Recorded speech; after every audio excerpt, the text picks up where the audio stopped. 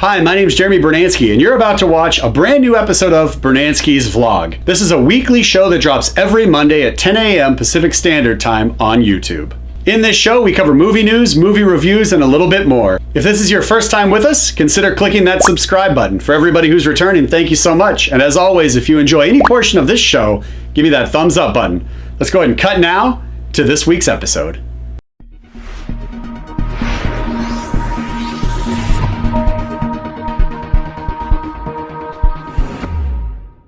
Good morning. It's Monday morning, which means it's time for another episode of Brunansky's Vlog. This is Season 2, Episode 2. Thanks for watching. On this week's show, we got a lot to cover. We had some exciting news stories that dropped. We have 2 movie reviews, Tonya in TheDarkest Hour. Plus, we'll take a look at what's arriving in theaters, what's arriving on DVD and Blu-ray, and as always, Certified Rad.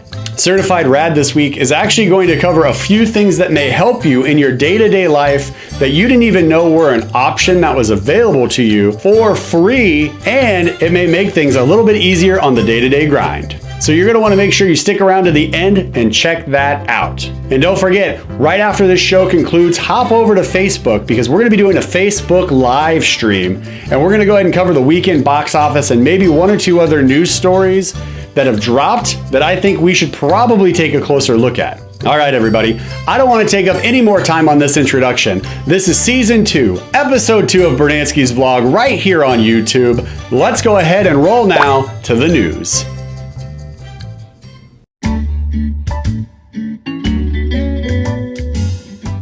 In the news, director Gore Verbinski is no longer directing the Gambit film starring Channing Tatum. So when the news broke that Gore Verbinski was coming in to direct this piece, I actually remember being pretty happy about it because I like the visual style that he uses to tell his stories. It's a little bit darker, it's got like a haunting feel to it. He just does a good job. He did a good job, with Pirates movies, and I just kind of overall, the visual style that he uses, I enjoy when it comes to like his storytelling on the big screen. So when he was announced, I was like, okay, now we got a director that might be a little bit better fit with this type of story, with this gigantic absurd budget that they have for this film, which makes no sense. You got Channing Tatum, who seems to be very passionate about this project for whatever reason. And I feel like at this point now, with Gore Verbinski stepping out, we really have to sit back and wonder, like, what is going to happen with this film? Because now this is the 3rd director. We had a Rupert Wyatt, we had Doug Liman, now Gore Verbinski, all stepped in and all stepped out. And the one consistent throughout this whole thing has been Channing Tatum. It feels like this is his baby, similar to what Ryan Reynolds did with Deadpool. It kind of has that same feel with Channing Tatum and like trying to get this project off the ground. And I have to believe that he's passionate about this project because I can't deep down inside really process or rationalize why he would continue to press forward with this film when you're losing director after director. The script still isn't there. You have this gigantic, absurd budget for a film that really should have a much smaller budget, unless there's some gigantic stars he has in mind that he has to pay big money to get them to star in this film. It should just be a movie about like a heist and a band of thieves and robbers or whatever. Like, that shouldn't really have a gigantic budget. Obviously, there's going to be some money that has to be expensed for special effects and stuff like that, because we know with Gambit, he has that kinetic energy power to where if he holds something, he can literally turn it into like a kinetic bomb and throw it. So there is going to be that level of special effects that needs to take place. Plus whatever other mutants are in this film will have their special abilities that you have to look at. But I still don't understand why we have gone through 3 directors, why we have the budget we have, and why Channing Tatum is still pressing forward with this project instead of stepping back and going, all right, let's just scrap it and start over. So sound off below with your thoughts about the Gambit movie, and the big question, do you even care about the character of Gambit? Is he an X-Men character that you're like super pumped to see a film about? Because I know for me, I'm like, okay, this could be cool, but I'm not like, there's not this voice in my head that's like screaming with excitement about a Gambit movie. But there is this little curiosity voice that goes, this could be cool if they can get it off the ground. I just don't understand why they have the budget they do, what kind of problems are going on behind the scenes that we don't know about, because they've gone through now 3 directors. So sound off below with your thoughts about Gambit. The Directors Guild of America has released their Best/Top Feature Film award nominations. Additionally, the Critics' Choice Awards have been presented. So the Critics' Choice Awards was the other night. It looks like some of the films that may not get big recognition come Oscar season were definitely getting some love and getting some attention paid to it at the Critics' Choice Awards and the Golden Globes. So I wanted to take a minute and just kind of look at all of the different awards that we've talked about on this show. So the awards we've talked about, the Writers Guild, the Producers Guild, now the Directors Guild, the Critics' Choice Awards, the Golden Globes, 5 categories that are all leading us to the big finale, which is the Academy Awards. So I went ahead and put together a spreadsheet that kind of takes a look at the films that were nominated for Best Picture, or they were nominated for their screenplay, and this is, or Best Produced Picture, and this is going to give us kind of an idea, possibly, of what we can anticipate come Oscar season. So as you can see here on the Academy Consideration spreadsheet, all of these movies are alphabetical order, starting with Call Me By Your Name and ending with Wonder Woman. And we have the Writers Guild, the Producers Guild, the Directors Guild, and then the Golden Globes, the Critics' Choice Awards, and the total nominations that each film received in all 5 of those categories. And then we can see down at the bottom here, on February 11th, the Writers Guild will announce who the winners are. On January 20th, the Producers Guild will announce their winner. On February 3rd, the Directors Guild will announce their winner. The Golden Globe won for Lady Bird and 3 Billboards. Critics' Choice Award chose The Shape of Water. And then the Academy Awards is going to be on March 4th of this year, and that's going to be the 90th Academy Awards ceremony. So overall, if you take a look at this chart, we can see that Get Out, Lady Bird, and The Shape of Water are the big contenders here. Now, obviously, Lady Bird and The Shape of Water both winning in the Critics' Choice Awards and the Golden Globes, whereas Get Out did not. But each one of these 3 films received 5 total nominations for Best Picture for either writing, producing, directing, or the film itself as a whole. So I think this is a pretty good indicator that says, come Oscar season, we may be seeing Get Out, Lady Bird, and Shape of Water in contention for Best Film of the Year. Now, if we look at the Directors Guild, we can see that Dunkirk, Get Out, Lady Bird, The Shape of Water, and 3 Billboards. Now, judging from these 5 out of all of the films that are listed on the sidebar there, it looks like those 5 films, the directors all collectively feel were the best told stories of the year. And out of these 5, I'm not super surprised that any one of these 5 were selected. Dunkirk was definitely in my top 10 of the year. I still need to see Get Out. I did get that Blu-ray, so I'll be watching that so I can do a review for this channel. I still want to see Lady Bird. The Shape of Water was my favorite film of last year. And again, 3 Billboards is an excellent film, but it's one of those movies where you kind of watch it once because it's so dark and depressing that afterwards you're like, okay, we saw it and now we're kind of over it. So I have a feeling that Dunkirk may actually swing in and steal maybe 1 or 2 awards at the Academy Awards that maybe it didn't get the love and attention in all of these other categories. And I feel like once everybody is voting, maybe Christopher Nolan is going to get picked back up, and we're going to see more people recognizing Dunkirk for what I think was an excellent made film. So go ahead and sound off below with your thoughts on all of these films that were nominated, and also let me know what you think about the 3 big films that got nominated in each category, which were Get Out, Lady Bird, and The Shape of Water. Did you see those films? What did you think of those films? Do you still want to see them? Are you excited? Let us know in the comments below, and we're going to move on to the next story. Todd McFarlane has compared the new Spawn movie to Jaws, and also indicated that Spawn will be silent in his new film. So for more on this story, go ahead and check the description box below. I threw the link for this article down there if you want to read more about his thoughts. Now, the big question is, when it comes to a Spawn film, is that the Spawn movie that all of us as fans want to see? And yes, I am a Spawn fan. I have the first 4 volumes right here. So when you look at these comics and kind of the stories that are told, Spawn can be a very brutal and violent anti-hero slash hero in not just the spiritual, mystical realm, but also like in real life and the people he goes after and the people that are confronting him, as well as like the demons and everything that he has to fight off and stuff like that. So the big question is, if he's going to be silent, if this film is going to have like the cops chasing him and it's going to be rated R, does that mean this film is going to be something more akin to like the movie Seven? Is this film going to kind of be similar to that story where we see these cops going around investigating the brutal murder or whatever that occurs when Spawn has to go in and stop a bad guy from doing something terrible? Because that was kind of the impression that I got when I was reading this article. And again, for more on it, click the description box below and the article link will be right there for you. But as I was reading it, I just kind of felt like this is gonna be more like 7. And even though he references Jaws, I don't think it's gonna be like Jaws in the sense of like, you know, we see this monster come in and then like attack a ship or anything like that. I think it's going to be more along the lines of the dramatic tension that was created in that film by never really knowing like where Jaws was, but we could see what Jaws was looking at, right? Which made it really tense because we knew he was around, but we didn't really know where he was. So I feel like that's kind of what Todd McFarlane is saying when he talks about like it's going to be like Jaws and Spawn won't talk, he'll be silent. Because I feel like it's gonna be a mixture of that mixed with 7. So you'll have these heinous crimes that are committed while Spawn is protecting somebody or going after a terrible person. And then the detectives will come in, the detectives will come in and they'll kind of look at the crime scene and they'll have to like figure out who this mystery killer is that's taking out all these bad guys. Or maybe you'll just see Spawn like disappear off, like, or be hiding in the shadows or something like that, or perched up on a building watching down as the detectives are there. And if that's the kind of vibe that they're going for, that could be really cool. But if it's something else, I can't really figure out what that something else would be based on just the description that we have so far from this article. Sound off below if you're excited about its new Spawn movie, and let us know what you think about this idea that Spawn will be silent in the film and it's gonna be a little bit more like Jaws. Honorable mentions this week: Tim Miller is developing a Kitty Pryde film. Vin Diesel is in talks to lead the new Bloodshot movie.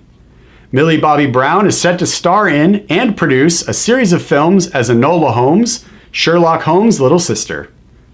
John Williams will be scoring Star Wars Episode 9.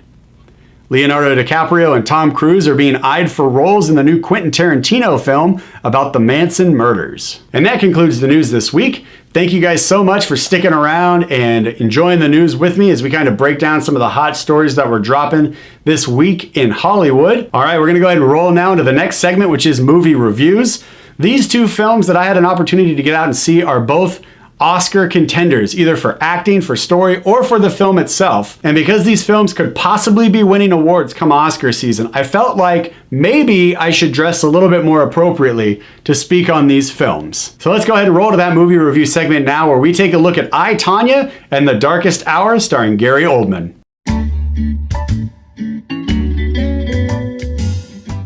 The 1990s brought about a few memorable moments that have been etched in time. There was the Rodney King beatings, which then led to the LA riots. O.J. Simpson was found not guilty by a jury of his peers. A draft dodger was elected President of the United States of America. And then there was the crippling of U.S. Olympic figure skater Nancy Kerrigan. The world was literally in shock when the news broke that a man, for at the time unknown reasons, smashed her leg in with a baton. So, does I, Tonya, answer the question of why? Or are we going to need to give this film zeros across the board? Let's dive in and take a look in this review. The story examines the life of Tonya Harding, played by Margot Robbie. We also get to meet her devious and despicable mother, played by Allison Janney. And we get to meet her husband/ex-husband, played by Sebastian Stan, his best friend Sean, played by Paul Walter Hauser, and many, many other characters as this story unfolds.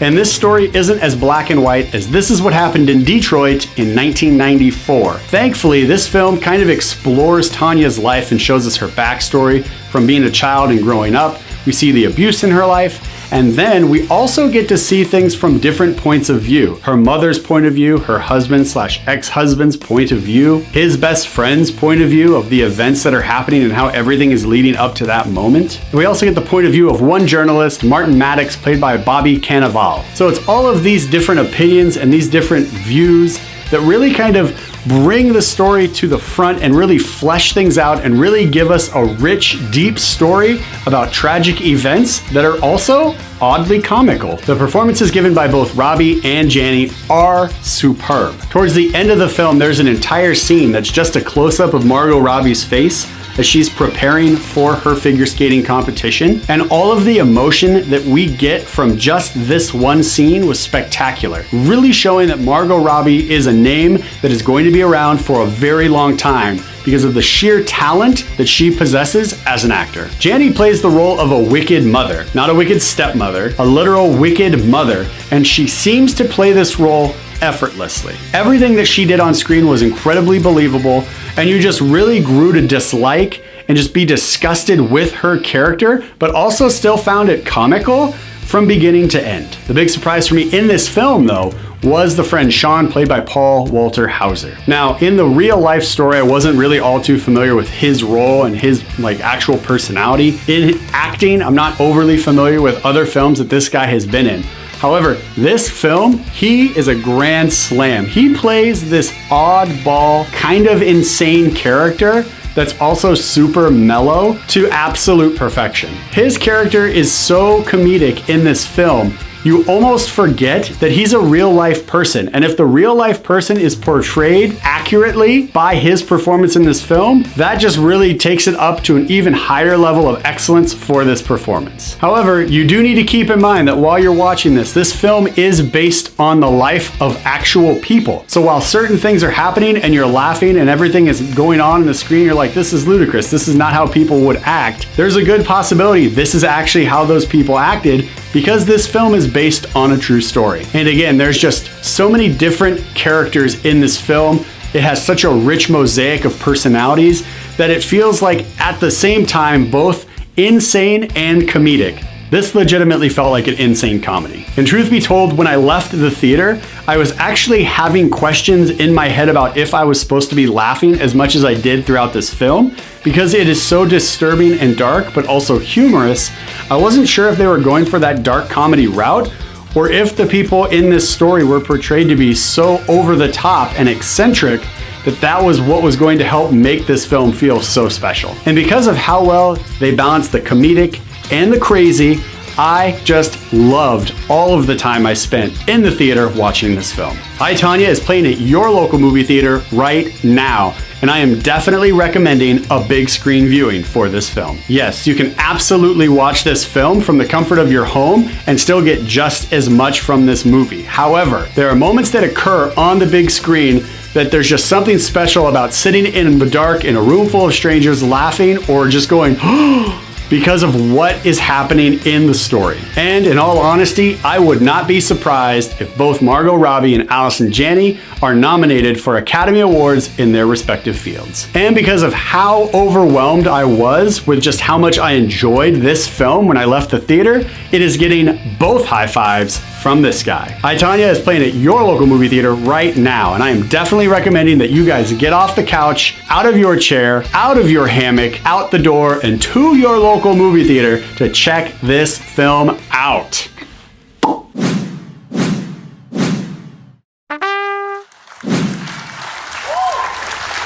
Germany is advancing its forces across Western Europe. Belgium is about to fall, and the French are about to surrender. Concern is mounting in the United Kingdom that Hitler's forces are about to cross the divide and begin bombing runs on the United Kingdom. The fate of the kingdom is looking grim, and the newly appointed Prime Minister has all of the weight of Western Europe on his shoulders. So, does The Darkest Hour actually paint an accurate portrayal of the life of Winston Churchill during this very difficult and dangerous time, or do we need to abandon this film entirely? Let's dive in and take a look in this review. This is the third film in a year's time that examines the events leading up to, beyond, or singularly, Dunkirk in World War II. Two of these three films examine the appointment of Winston Churchill as the new Prime Minister, and one of the films simply examines what life would have been like on the beaches of Dunkirk. All three of these films, Churchill, Dunkirk, The Darkest Hour, each of those three deliver the story in a unique and fresh perspective, and because of that, each one is equally enjoyable. And I can say that because I have seen and reviewed all three of these films. Gary Oldman deserves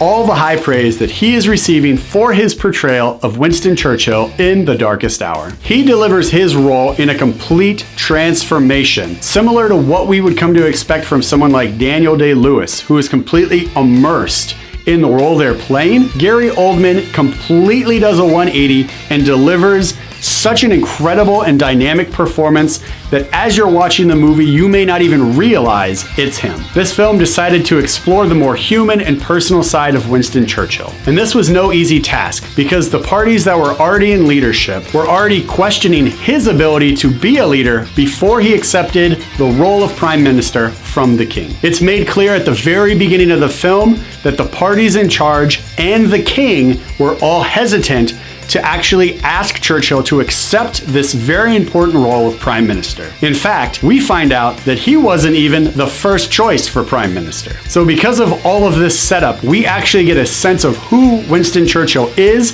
before we even meet him on screen. Also, the supporting cast in this film does a great job without overshadowing the performances that were necessary to move the plot forward and to tell this particular story. Ben Mendelsohn plays the king, and he comes across as determined, understanding, and very thoughtful, as well as thought-filled. And Lily James continues to deliver performances that are absolutely enchanting. Lily James plays the role of Churchill's assistant, and the emotion that she is able to bring out on screen really elevated and heightened some of the moments that she shares with Oldman, showing that this is not just somebody who is new to the acting scene, but a very important talent that may have a very long career. She delivers a dynamite performance next to what I think might be the best male performance in this year in film. So to summarize it all up, everybody does a great job in their role acting in this film, but it's Oldman and James that really stand out. The Darkest Hour is playing at your local movie theater right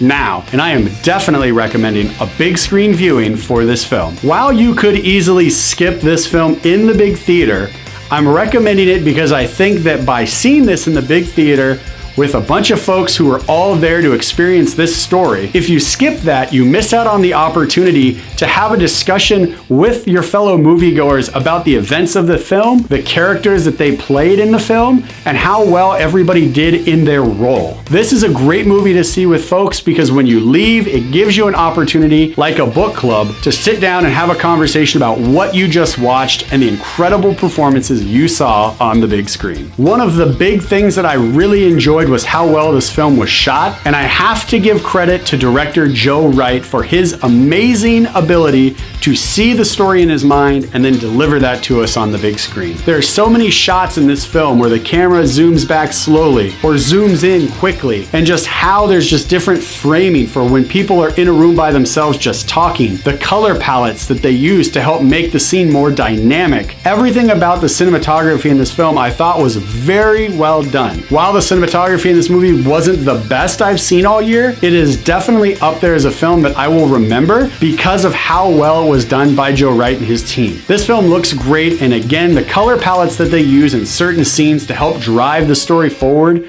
were just top-notch, A-level quality. This is definitely a dramatic film that looks at the human experience and examines what it's like to be alive as a person and to be fallible, to be passionate, to be determined, to have intelligence, to be caring, and so much more. So much of the human experience is delivered on screen by all these great actors that really paints a great picture for us as the movie-going audience about what would it be like to be in that situation, to where you have two options: fight until every last man, woman, and child has given their life to protect their freedoms, or to surrender to the Nazis and fall victim to all of the atrocities that they were already completing as they moved across Western Europe. The Darkest Hour is playing at your local movie theater right now, and it is definitely getting both high fives from this guy.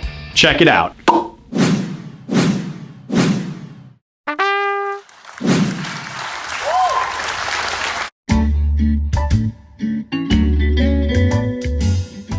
All right, thanks so much for sticking around, folks. We got a little bit more to cover, and then we'll be jumping over to Facebook Live to do a live stream right after this show.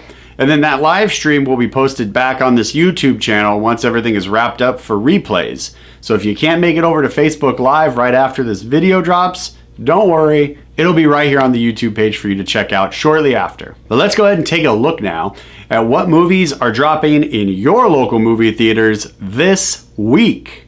Forever My Girl, 12 Strong, Den of Thieves, Phantom Thread. So out of these 4 films, there's one film on here that I had absolutely no idea about.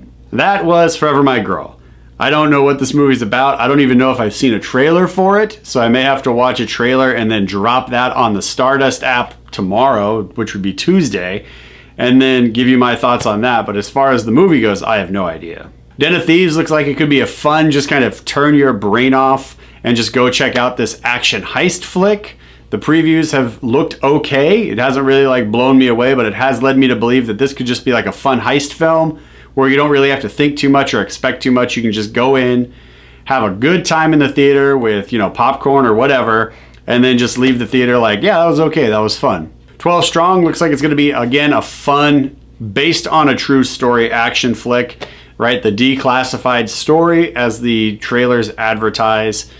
So if you're into biopics and everything else like that, there's a lot of that right now because of Oscar season. Everything was either dropped in December or moving forward into wide release in January. So it could be a good dramatic biopic that's got some good action in it and really shows some heart on who these characters were in real life. And finally, Phantom Thread, the film that I am most looking forward to seeing out of all of these. Daniel Day-Lewis, I feel, is just going to drop a massive acting bomb on everybody. The trailer has just looked fantastic. All the emotion and drama and everything else that we get from his character in just the trailers alone has completely won me over, and I cannot wait to see this film in theaters. All right, let's go ahead and take a look at what's dropping on DVD and Blu-ray for your home theaters this week. On DVD and Blu-ray this week, Jigsaw, thank you for your service. So out of these two, the one that I'm more interested in seeing than the other is going to be Thank You for Your Service. I wanted to see that in theaters, but was not able to get around to checking that out. So now that it's going to be on DVD and Blu-ray, I'll be looking forward to either streaming that or checking it out on Redbox for $1. Jigsaw, I'm sure, was fine. The trailers didn't really do anything for me. The fact that a horror movie was using a Roy Orbison song in the trailer just completely caught me off guard and was like super confused. I didn't know what was going on. I like the very first Saw movie. I'm not a horror guy, but the first Saw movie I thought was really well done. And then I think I saw the next two in theaters, and then after that I was like, no more for me. No mas. Dunzo. So I don't know, if you saw Jigsaw, if you saw the latest Saw film in theaters, go ahead and leave your comments below with what you thought about it, and if other people who enjoy horror films should check it out. All right, now it's time to move into my favorite segment of the show.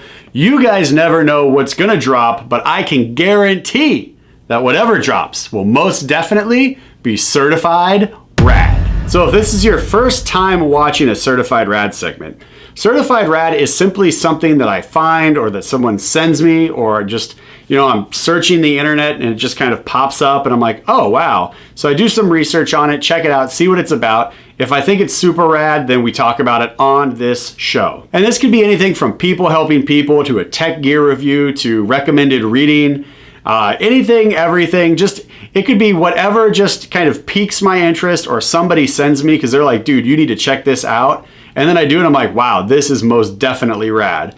And then we just kind of throw it up on this show just to talk about it every week on Brunansky's Vlog. So if you watched Saturday's Facebook Live, we did a special Certified Rad segment on Saturday's Facebook Live. And if you haven't caught that yet, I'll go ahead and throw the card up right here and you can just check that out. You can just click on it. The link will take you right to the video and you can kind of watch that special segment. Normally we don't do Certified Rads on Saturday, but this just kind of like popped up and I was like, wow, this is super rad. So this week for Certified Rad, I was actually watching a bunch of videos on YouTube for the CES convention that was happening in Las Vegas. CES is basically the big tech gear like convention that happens. And so I was like looking at all the new cool robots and self-driving cars and everything else that was coming out, all the stuff for photography and video work, for making your home a smart home, right? On how to incorporate, you know, Alexis or whatever else like into the structure of your home so you can do more voice commands and everything else. And then this video popped up on like things that you should also watch for suggested viewing. So I checked that out and it was really cool because it had a bunch of different websites that you can visit to help you with different things, whether you're like a computer programmer or you need help with math or whatever. It gives these bunch of websites just to kind of check out. And there was 3 on there specifically that I thought were super rad. So I wanted to share those with you this week, and you'll be able to find the links for those websites in the description box below. So the first website, as you can see here on the screen, is stilltasty.com. Now, if you have ever been in that precarious situation where you're looking at food in your fridge and you're going, is this still good? Or if you pull something out of the freezer and it doesn't even look like what was originally put in the freezer because it's covered with ice, you probably sit there and go, if I reheat this, is it still going to be good? That's where Still Tasty comes in. This actually kind of tells you how long you can keep your food fresh in the fridge and the freezer before before it goes bad. So you don't have to rely on your nose to smell it and be like, yep, this smells good. You can just go to Still Tasty and check it out, and it'll actually kind of give you an idea on how long should something be in your fridge or freezer before it's donezo and you gotta chuck that bad boy in the trash. So check that out. Again, the link for Still Tasty is in the description box below. The next one is twofoods.com, again in the description box below. And as you can see on the screen here, I just did a quick comparison for McDonald's breakfast sandwiches, right? So we are busy people. We are always on the go. Sometimes we don't have enough time to plan out that meal. You know, something happens, we're running late, we gotta get to work, we gotta get to a meeting or an appointment. You know, there's a lot that happens in our daily lives. And while we may do like meal preps and stuff like that to try and stay healthy and stay fit, sometimes we fall off the ball and we gotta do that drive-through fast food. So if you are health conscious, if that's kind of like where you're at, you're counting calories, stuff like that, then this is going to be a great website for you. So as you can see on Two Foods, I did a quick comparison of just breakfast sandwiches at McDonald's, and that just shows you like what the calories and everything else are, so that you know, like when you pull up, you're like, look, I know I've got to eat fast food, it's not the best thing for me, but the lesser of two evils will be this sandwich or this meal, whatever the case may be. Now, it's not just fast food, you can do whatever you want, but I definitely recommend checking out Two Foods if you're the health conscious and you're trying to figure out like which option may be the best for you, or again, if you're stuck in that precarious situation where you have to choose the lesser of two evils, this site will definitely help you out. And third and finally, Instructables.com. Again, the link for this website, just like the other two, in the description box below. So check it out. This is like how to do things on your own, how to create things on your own. If you are the type of person that is into like the do-it-yourself or DIYs, if you see like the hashtag on the internet, if you have a craft mindset, if you've got kids that like crafts. So I just typed in, as you can see, Black Panther costume, right? Because I figured there's a lot of people that do cosplay, which is, you know, making these costumes, going to conventions, etc. And I thought maybe like with the Black Panther movie coming out, people may want to make these costumes. Their kids may want to have these costumes to go see the movie in. So I just typed in, you know, Black Panther. And if you went to the website and you clicked on those, it would give you the step-by-step on how to actually make the costume for yourself. That way you could save some money and you wouldn't have to go out and spend top dollar on a professional one. You can make it in the comfort of your own home, apartment, condo, townhome, whatever. So if you're the type of person that likes to make their own crafts, etc., go to Instructables.com. It's more than just like do-it-yourself costumes. They'll really show you like how to make pretty much anything. So you can go check it out. Definitely recommend it. Again, all three of these websites in the description box below. And that concludes this week's brand new episode of Brunansky's Vlog. Thank you guys so much for joining me for the second episode in season 2. I hope you guys enjoyed the movie news that we talked about, the movie review breakdowns that we got, what's arriving in theaters, what's arriving on DVD and Blu-ray for your home theaters, and then also Certified Rad. Don't forget, down below, you can see there's a whole bunch of social media that we are on with Brunansky's Vlog. I try and do something different on each platform. That way there's a reason for you to follow each one, because if I'm only posting the same stuff on all platforms, what's the purpose of you following all of them? So go ahead and make sure that you're following us below on all the social media platforms. That way you can stay up to date with us and all the things that are going on with Brunansky's Vlog. I'm gonna go ahead and get out of here. Again, if you enjoyed any portion of this week's episode, please give me that thumbs up, because it actually helps people who like movie related shows find this channel on YouTube. Also, if this is your first time, don't forget to smash that subscribe button, and also click that little bell so you can get the notifications when the new shows drop or the new special segments drop. All right, everybody, I'm gonna get out of here because we've got Facebook Live coming up right after this show. And again, if you can't make it, don't worry, it'll be right back here on the YouTube for replay. Thank you again so much for watching another brand new episode of Brunansky's Vlog. We'll see you on Facebook Live, as well as next Monday right here on YouTube at 10 a.m. PST for a brand new episode of Brunansky's Vlog. Have a great week, everybody. See you on Facebook Live.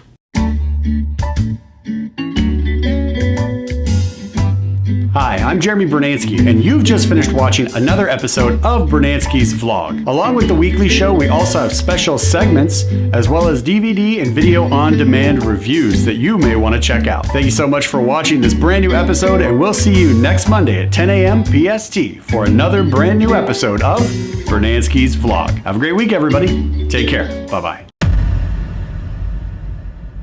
Bye.